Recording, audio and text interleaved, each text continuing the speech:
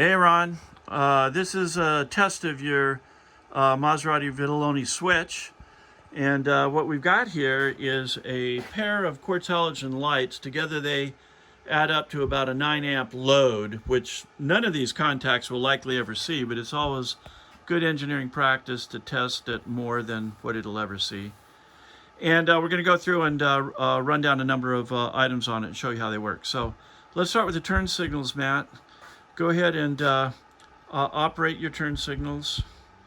It's in one direction. There we go. So draw 9 amps through there, and then show them how it automatically cancels.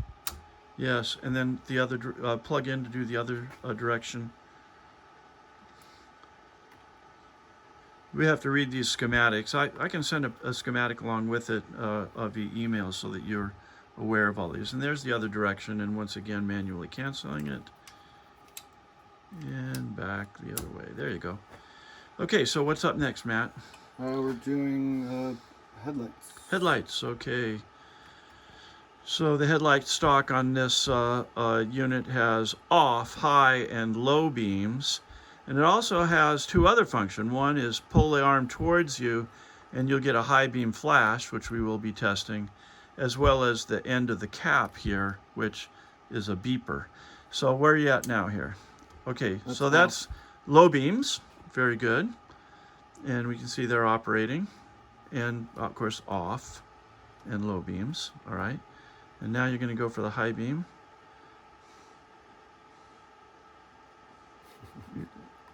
I didn't put it in high beam, there you go. Okay, find your high beam. Oh yeah, high beams on this, it's kind of down. Yeah, it's down, but whatever, for whatever reason. So yeah, so off is all the way there, mid, and then high beams. Okay. Now we need to do the flash. Okay, so you pull it towards you, and we have, when you're in low beams, you get high beam flash. There's no other flash operation. The only time that you have flash is when you are in low beams, and that gives you the high beam, get out of my way, horn function they call it sometimes, even though it has to do with lights. Now you're gonna go, what are you gonna do? This is horn. Okay, so we have the town horn, country horn feature on this. Go ahead.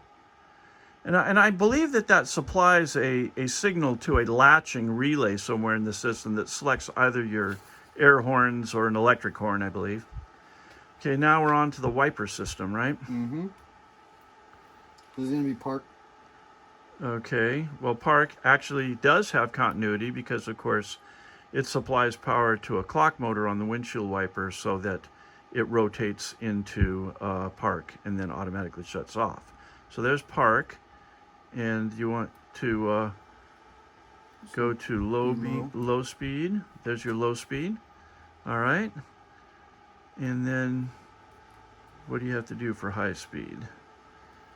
Blue, black, red, green. And there we go. So I think we've done everything. Oh, windshield washer squirters. Yeah. Do you know that one? That is where we pull the washer squirter towards us in order to activate the screen washer pump.